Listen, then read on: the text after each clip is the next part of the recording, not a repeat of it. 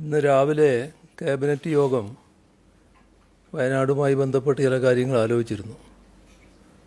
അതിൻ്റെ കാര്യങ്ങൾ പിന്നീട് പറയാം. വയനാട് ഉരുൾപൊട്ടലിൽ ദുരന്തബാധിതരായി ക്യാമ്പുകളിൽ കഴിയുന്നവർക്ക് വാടക വീടുകളിലേക്ക് മാറുന്നതിനായി മുഖ്യമന്ത്രിയുടെ ദുരിതാശ്വാസ നിധിയിൽ നിന്നും വാടക ഇനത്തിൽ പ്രതിമാസ തുക അനുവദിക്കാൻ നേരത്തെ തീരുമാനിച്ചിട്ടുണ്ട്. ഒരു കുടുംബത്തിന് പ്രതിമാസം 6000 രൂപ വരെയാണ് വാടക ഇനത്തിൽ നൽകുക.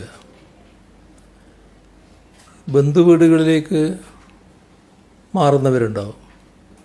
ആ കുടുംബങ്ങൾക്കും വാടക ഇനത്തിൽ പ്രതിമാസം 6000 രൂപ ലഭിക്കും. സൗജന്യ താമസമൊരുക്കുകയാണ് സർക്കാർ ലക്ഷ്യം.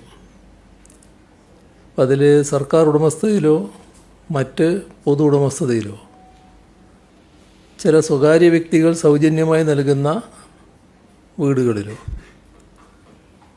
മാറുന്ന കുടുംബങ്ങൾക്ക് ഈ പറയുന്ന പ്രതിമാസ വാടക ലഭിക്കില്ല.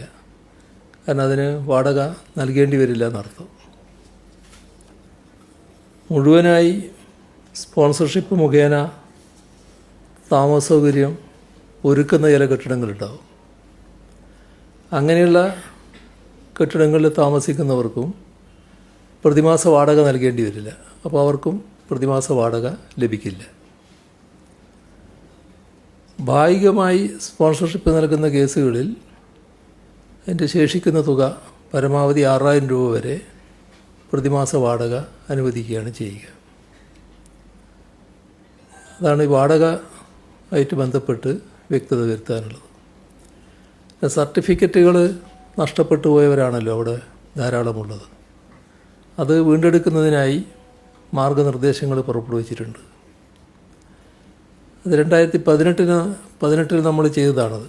അതിന് സമാനമായി വിവിധ രേഖകൾ നഷ്ടപ്പെട്ടവർക്ക് യൂണിവേഴ്സിറ്റികൾ, സർക്കാർ സ്ഥാപനങ്ങൾ, തദ്ദേശഭരണ സ്ഥാപനങ്ങൾ, ബോർഡുകൾ, കോർപ്പറേഷനുകൾ, കമ്മീഷനുകൾ, ഡയറക്ടറേറ്റുകൾ ഇങ്ങനെയുള്ള സ്ഥാപനങ്ങളിൽ നിന്ന് ഡ്യൂപ്ലിക്കേറ്റോ പുതുക്കിയ രേഖകളോ നൽകുമ്പോൾ യാതൊരു ഫീസും ഈടാക്കാൻ പാടുള്ളതല്ല എന്ന് ഉത്തരവ് നൽകിയിട്ടുണ്ട്.